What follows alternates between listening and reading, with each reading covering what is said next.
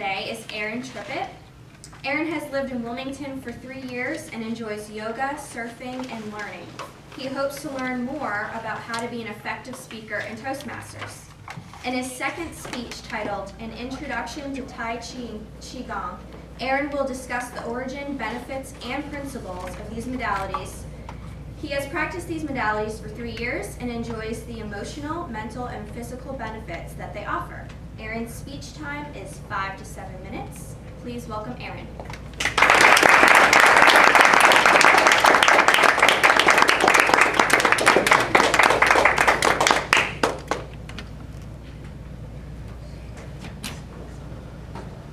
Thank you, Madam Toastmaster.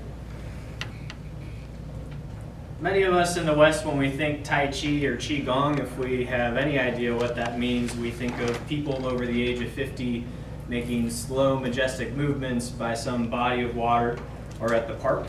So I hope to give you a little bit more information on the background, where these martial arts forms come from and how they're used today.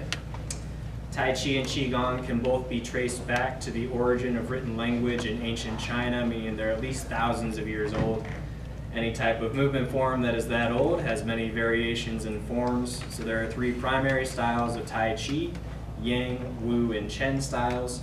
While Qigong has different sequences and variations, it's also inspired other type of martial arts such as Kung Fu, which Bruce Lee westernized and modernized decades ago. As far as our conversation today, I'm going to be giving a brief demonstration on both Tai Chi and Qigong as I go through them. This is going to be the basic Tai Chi 10 form that I begin now. As far as the principles to Tai Chi, it's all about slow, rhythmic movement. It's more of a dance, whereas Qigong is more of a repetitive, functional movement. Think more along the lines of calisthenics or strengthening work.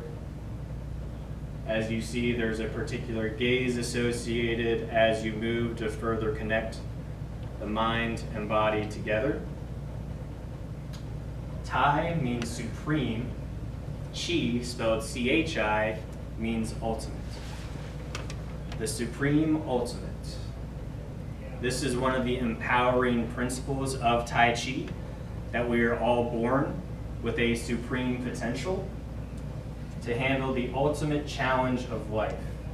That ultimate challenge of life being the constant ebb and flow and change within us and the world around us.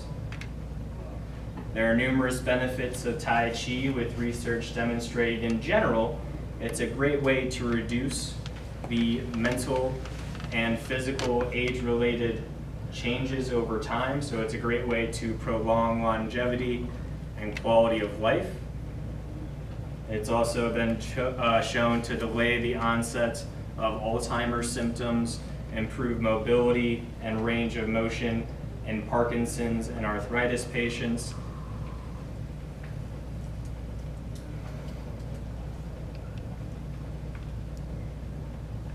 It's all about slow movement, keeping in mind that none of us are perfectly symmetrical. We all have old injuries. It's more about feeling the movement instead of having it look exactly like the person next to you. So it's very much a feel and dance with the energy in you and around you to help you better cope with the challenges and changes that life throws at you. The importance of these mindful movements are that they activate the parasympathetic nervous system. The reason why the parasympathetic nervous system is so important is that we're constantly in a state of go, go, go, or in that fight or flight response far too often in the West due to our productivity standards and just our general way of being. And this causes various issues and dysfunctions in the body, such as adrenal insufficiency, chronic fatigue syndrome, and all sorts of anxiety, depression, all sorts of negative dysfunctions. So these mindful movements activate our vagus nerve, which controls our parasympathetic nervous system, which is our rest and digest response, which gives our body an opportunity to rediscover that harmony, to find that stillness through the movement, and create a situation where the body can be healthy and well, instead of constantly being berated with all the stresses of the external world. Qigong, on the other hand, is more of a functional movement repetition. So it's more for strengthening, improving the tensile strength of the body, improving the length. But going through the definition, it's Qigong spelled Q-I-G-O-N-G. The Qi Qi stands for life force, Gong stands for cultivation.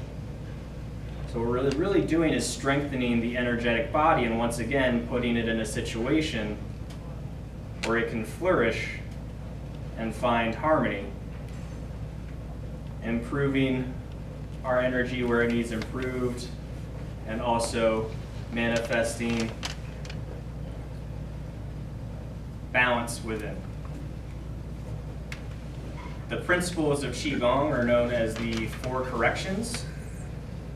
First being proper posture, always maintaining length through the spine as if you have an imaginary string holding you to the top of the head.